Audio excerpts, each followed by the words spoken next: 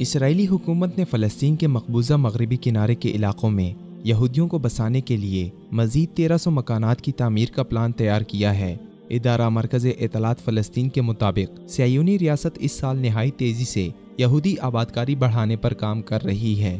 اسرائیل میں انسانی حقوق کی سرگرم تنظیم اور یہودی آبادکاری کی مخالف پیس ناؤ کی عہدیدار ہاگیٹ اوران نے کہا ہے کہ حکومت غرب اردن کے تمام شہروں میں 1292 نئے مکانات تعمیر کرنے کی تیاری کر رہی ہے۔ یہ منصوبہ 4000 مکانات کی تعمیر کا حصہ ہے، جس کا فیصلہ پہلے کیا جا چکا ہے۔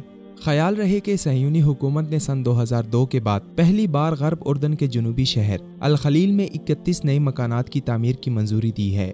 دوسری جانب فلسطینی تجزیہ نگار اور یہودی آبادکاری کے امور کے ماہر خلیل تفقجی نے کہا ہے کہ اسرائیل غرب اردن میں مزید 10 لاکھ یہودیوں کو بسانے کی تیاری کر رہا ہے۔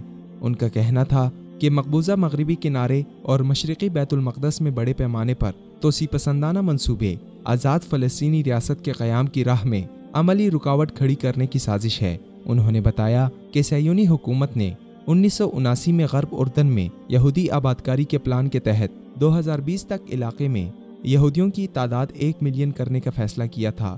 تنظیم آزادی فلسطین کے زیر انتظام دفاع اراضی مرکز کی طرف سے جاری کردہ رپورٹ میں بتایا گیا ہے کہ امریکہ کی جانب سے فلسطین میں یہودی آبادکاری کی حوصلہ افزائی کے نتیجے میں گزشتہ 1 سال کے دوران یہودی آبادکاری میں 4 گنا اضافہ ہوا ہے۔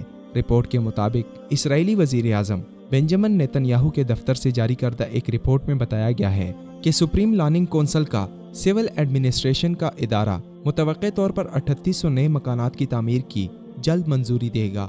ان میں سے بیشتر مکانات غرب اردن کے علاقوں میں قائم یہودی کالونیوں میں تعمیر کیے جائیں گے۔